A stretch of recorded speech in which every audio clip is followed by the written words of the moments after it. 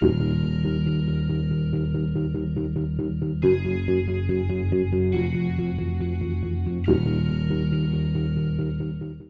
going through all this in the 80s, so obviously the two big dogs are the WWF at the time and the NWA at the time.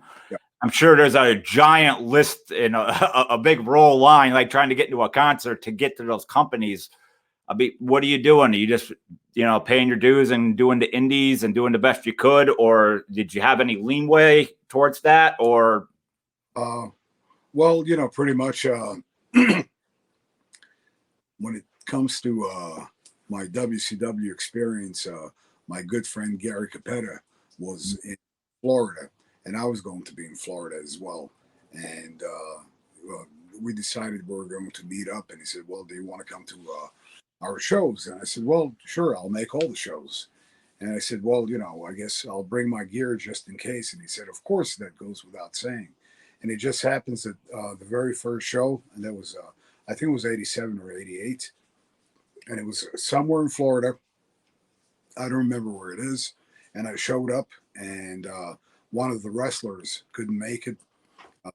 He, I guess he had some family obligations, and that's excuse me, the Cuban assassin, Dave Sierra, and he was doing the loop with Mike Rotundo.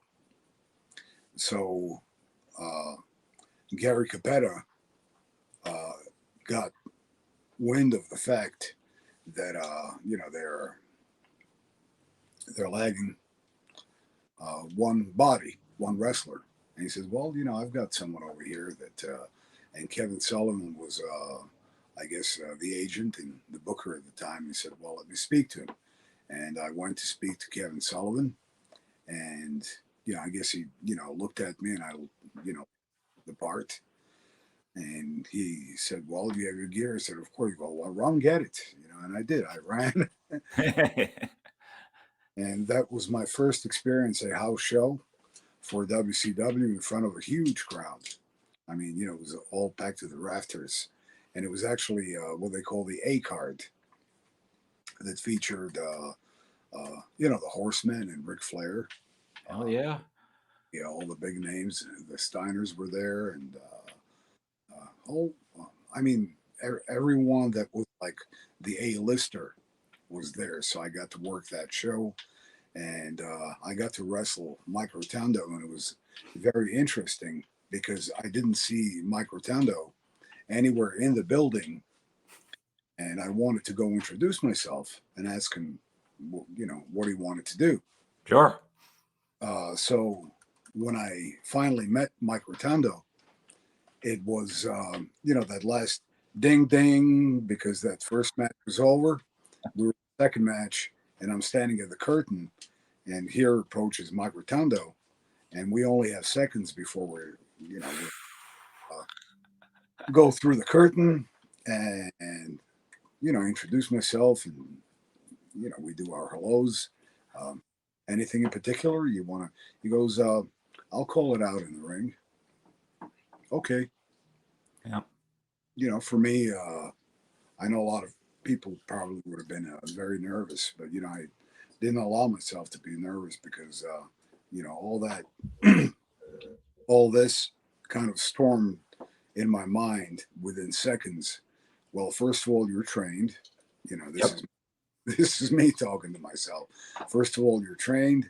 Second of all, you're really going to find out whether you're made for this or not.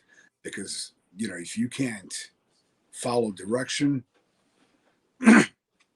from a veteran like Mike Rotundo in the ring, then you really don't belong here. And I didn't even know the finish. So I remember he went to the ring first. I went second, and obviously, people were looking like, "Who are you?" So in any case, all that can make you quite nervous, but you just keep pushing on because I know what I wanted, and I knew that this was a test, and not only by others, but I was also testing myself. to make I sure. think you put yourself into a beautiful mindset. Like you looked at the situation, you knew what you wanted, you were trained, and you got pushed right in the pool, basically the best way possible. Yeah, because if you begin stuttering um, and shutting down at that point, you might as well end it all right then and there. Because the best way to test yourself is under pressure, and I've always been that way. And I always believed that. And like I said, I didn't even know the finish. He didn't. We talked about absolutely nothing, not from a lockup, not from. So when I got to the ring, the referee walked by me. He said the finish is airplane spin. I said thank you, and Mike called everything, and we wrestle. I mean, it's a house show, so probably good maybe 20, 25 minutes until he decided to shoot me off the ropes and call the airplane spin, and that was it. And then I was invited by Kevin Sullivan to, I guess, finish the loop and do TVs.